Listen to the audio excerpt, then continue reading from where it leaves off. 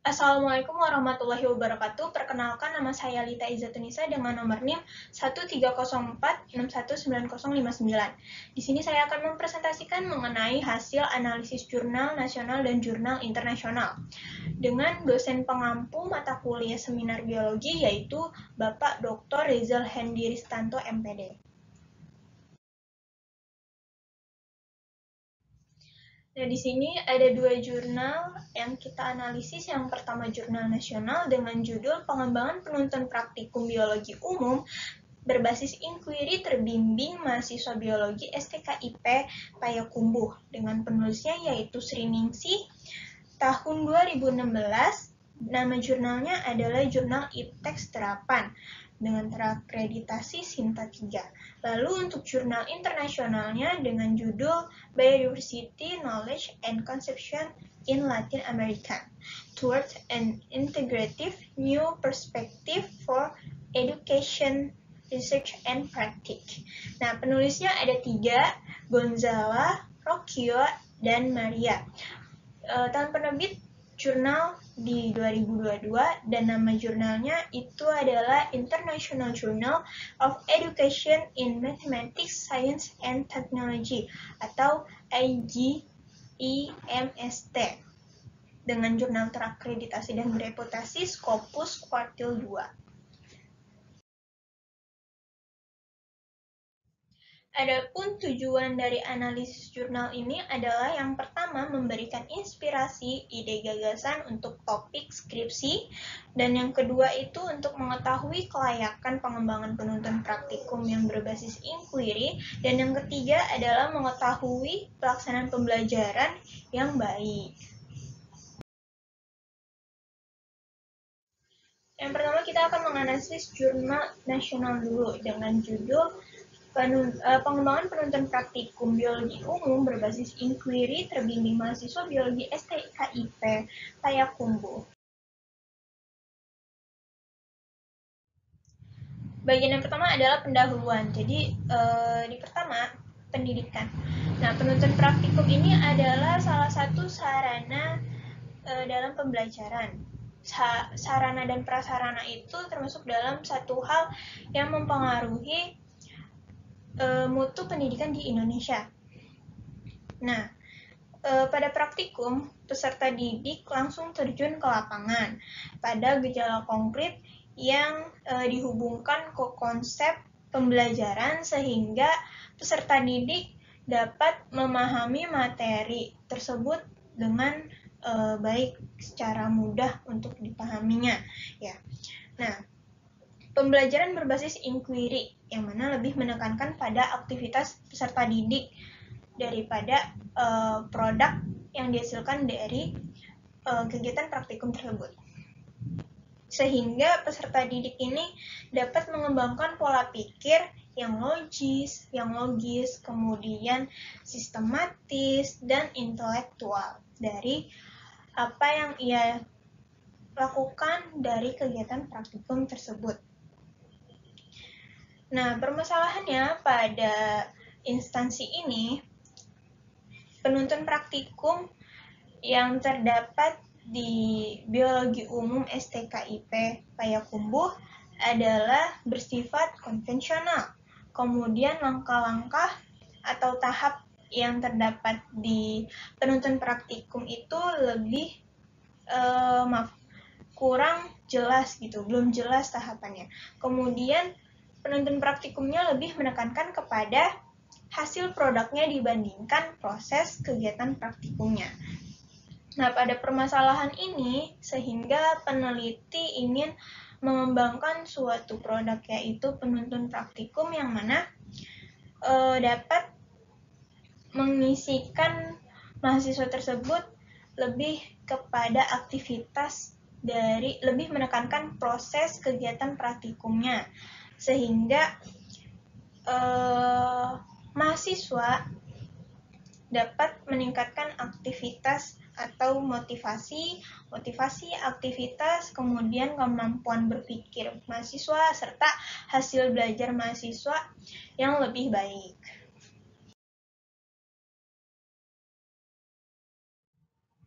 Adapun metode penelitian yang digunakan dari pengembangan produk ini adalah menggunakan model PLOK, yang mana ada 3 tahapan. Yang pertama itu identifikasi dan analisis. Jadi di tahap ini peneliti menganalisa atau menganalisis dan mengidentifikasi pelaksanaan praktikumnya, kemudian penuntun praktikumnya, kurikulum, dan mahasiswanya. Lalu tahapan yang kedua adalah pengembangan dan implementasi. Di tahap ini, peneliti merumuskan dan menyusun rancangan produknya atau penuntun praktikumnya. Nah, dari tahap ini, peneliti akan memperoleh analisis kerangka, penuntun praktikum, hasil belajar mahasiswa, dan lembar aktivitas mahasiswa. Nah, tahap yang terakhir adalah tahap penelitian. Di tahap penelitian itu ada 3 uji. Ada uji validitas, yang kedua uji praktikalitas. Uji praktikalitas ini akan dilakukan oleh dosen dan mahasiswa. Dan yang ketiga adalah uji efektivitas. Nah, uji efektivitas di sini terdapat 3 yang diukur, yaitu motivasi, yang kedua aktivitas, dan yang ketiga itu hasil belajar mahasiswa. Nah, kemudian kita masuk pada hasil dan pembahasan. Di hasil pembahasan, hasil pengamatan yang sudah dilakukan itu memiliki hasil uji validitas yang sudah valid dengan nilai rata-rata sebesar 14 atau dengan persentase sebesar 77%. Dan ada uji praktikalitas oleh dosen itu mendapatkan hasil sangat praktis atau sebesar hasil rata-rata 3,6, dan uji praktikalitas oleh mahasiswa sebesar 3, rata-ratanya sebesar 3 atau dengan kategori praktis. Dan yang terakhir itu uji efektivitas, yang mana terdapat 3 yang diukur, motivasi, aktivitas, dan hasil belajar. Dan ketiga-tiganya itu terjadi peningkatan kepada mahasiswa. Nah, yang pertama tadi uji validalitas. Di uji validalitas ini bisa kita lihat di tabelnya ya. Di sini terdapat 4 kriteria penilaian. Yang pertama itu didaktik, yang kedua konstruktif, yang ketiga teknis, dan yang keempat bahasa. Di sini nilai yang paling tinggi adalah bahasa. Jadi bahasa yang digunakan di penuntun praktikum ini sesuai ejaan bahasa Indonesia yang benar. Dengan total rata-ratanya 14, lalu persentasenya 77%, dan hasilnya itu adalah sudah valid. Nah, selanjutnya adalah uji praktikalitas oleh dosen. Di sini hasilnya sangat praktis, bisa dilihat dari tabelnya terdapat 4 indikator yang digunakan. Yang pertama itu kemudahan penggunaan penuntun praktikum, dan yang kedua waktu yang diperlukan dalam pelaksanaan di praktikum, dan yang ketiga kemudahan menginterpretasikan, dan yang keempat itu memiliki ekuivalen. Dengan hasil yang lebih tinggi yaitu kemudahan menginterpretasikan, skor nilainya itu 4, dan hasil keseluruhan rata-rata sebesar 3,6 atau terkategori sangat praktis. Nah, ini selanjutnya uji praktikalitas oleh mahasiswa. Di sini berbeda dengan dosen. Di mahasiswa itu lebih rendah nilainya, yaitu 3 dengan kategori praktis di bagian indikator waktu yang diperlukan dalam pelaksanaan dengan nilai 2,6. Nah, mengapa di indikator ini? Karena di penuntun praktikum itu membutuhkan waktu pelaksanaan kegiatan praktikumnya lebih lama karena berbasis inquiry, berbeda dengan penuntun praktikum yang sebelumnya yang lebih menekankan kepada hasil produknya dibandingkan proses kegiatannya, sehingga mahasiswa di sini kurang tapi menyukai dengan waktu pelaksanaan praktikum yang lebih lama. Kemudian ada nilai yang tertinggi di indikator kemudahan penggunaan dan memiliki ekuivalen. Nah, di penuntun praktikum ini menyajikan materi dan gambar yang dapat mudah dipahami oleh mahasiswa, sehingga mahasiswa dapat memahami kegiatan praktikum yang akan dijalankan sesuai di penuntun praktikum tersebut. Nah, selanjutnya itu adalah uji efektivitas. Di uji efektivitas ini bisa kita lihat di 3 tabelnya. Tabel yang pertama itu adalah nilai dari motivasi mahasiswa yang mana menghasilkan rata-rata 85 dengan kategori sangat tinggi, dan di sampingnya itu ada tabel hasil belajar mahasiswa dengan skor nilai 88, dan yang tabel bawah itu merupakan hasil aktivitas mahasiswa dengan skor nilai rata-ratanya 83% atau terkategori sangat efektif. Nah, dari 3 uji efektivitas yang terukur ini merupakan hal yang berkaitan erat. Ada motivasi yang tinggi, maka aktivitas yang dilakukan juga tinggi, sehingga mahasiswa dapat memperoleh hasil belajar yang lebih baik. Maka dapat disimpulkan jurnal ini bahwa pengembangan penuntun praktikum biologi umum berbasis inquiry yang dibuat ini merupakan produk yang layak digunakan dan layak dibutuhkan bagi mahasiswa STKIP Payakumbuh. Dan pengembangan produk ini mempengaruhi terjadi peningkatan motivasi, aktivitas, dan hasil belajar mahasiswa.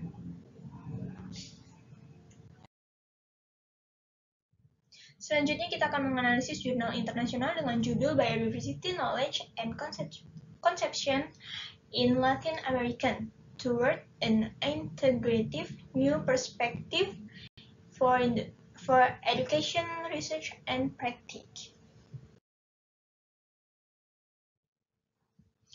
Nah, bagian yang pertama adalah pendahuluan.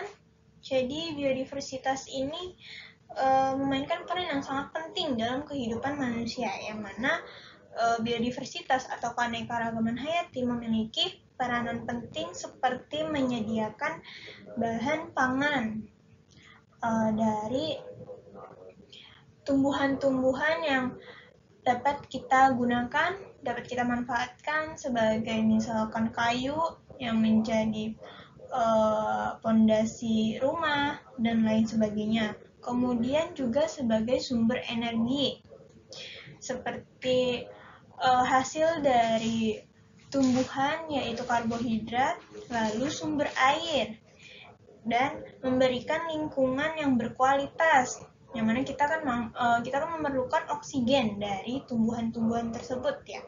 Lalu ketenangan spiritual. Selanjutnya sebagai penjaga kelestarian budaya, mental dan kesehatan kita sebagai manusia. Nah, biodiversitas ini atau keanekaragaman hayati dari tingkat gen, spesies, dan ekosistem, kita harus menjaga keanekaragaman hayati ini. Nah, namun terlepas dari pentingnya keanekaragaman hayati, ternyata terjadi penurunan di keanekaragaman hayati ini dari sebelumnya. Tetapi juga bukan hanya penurunan pada keanekaragaman hayati, tetapi juga terjadi degradasi yang sangat luas di negara ini. Nah, maka dari sebuah permasalahan ini kita peneliti ingin membantu, ingin memenuhi sebuah tantangan permasalahan ini dengan melakukan penelitian pendekatan holistik untuk mensintesis pengetahuan dan mutakhir tentang pendidikan keanekaragaman hayati. Jadi lebih kepada pengedukasian pengetahuan konsepsi tentang keanekaragaman hayati kepada masyarakat, khususnya pada para peserta didik. Lalu metode penelitian yang digunakan itu menggunakan pendekatan hermeneutik, interpretatif melalui tinjauan dokumenter dan artikel artikel ilmiah dari tahun 2004 hingga tahun 2020. Kemudian topik yang berkaitan dari tinjauan-tinjauan tersebut yaitu dengan pemahaman guru tentang keanekaragaman hayati dan konsepsi alternatif siswa, konsepsi alternatif peserta didik, dan pengetahuan konseptual, baik dari perspektif pengetahuan antar budaya maupun pengetahuan ilmiah konvensional. Nah, kemudian masuk kepada hasil dan pembahasan. Nah, di sini beberapa penelitian telah menunjukkan kurangnya materi pendidikan yang sesuai untuk mengajarkan keanekaragaman hayati. Textbook atau materi pada pendidikan ini kurang sesuai dan yang relevan juga dengan lingkungan lokal itu kurang. Nah, di sini umumnya siswa sangat fokus pada kekayaan spesies. Namun, rendahnya pertimbangan kemerataan spesies untuk konservasi keanekaragaman hayati menyoroti potensi kesulitan dalam memahami efek keanekaragaman hayati. Lalu, konsepsi keanekaragaman hayati guru milik masyarakat adat menghadirkan visi hidup yang holistik dengan menghubungkan alam, manusia, dan spiritual sebagai satu kesatuan yang saling terkait. Jadi, guru di sini mengedukasikan berbagi pengetahuan konsepsi mengenai keanekaragaman hayati dengan pendekatan antar budaya mereka. Lalu dari antar budaya tersebut menghubungkan keanekaragaman dari berbagai spesies, jenis atau ekosistem yang dimanfaatkan atau digunakan, serta spiritual sebagai satu kesatuan yang saling terkait. Nah, dapat disimpulkan bahwa untuk membantu dari tantangan sebuah masalah ini, peneliti mensintesis pengetahuan dan konsepsi biodiversitas atau keanekaragaman hayati untuk penelitian dan praktik pendidikan. Nah, temuan ini telah mengungkapkan sejumlah besar penelitian di negara-negara Amerika Latin yang telah menyelidiki topik pengetahuan guru dan siswa serta konsepsi mereka tentang keanekaragaman hayati yang baik dari pengetahuan ilmiah konvensional maupun dari antar budaya. Lalu konsepsi keanekaragaman hayati guru milik masyarakat adat yang menghadirkan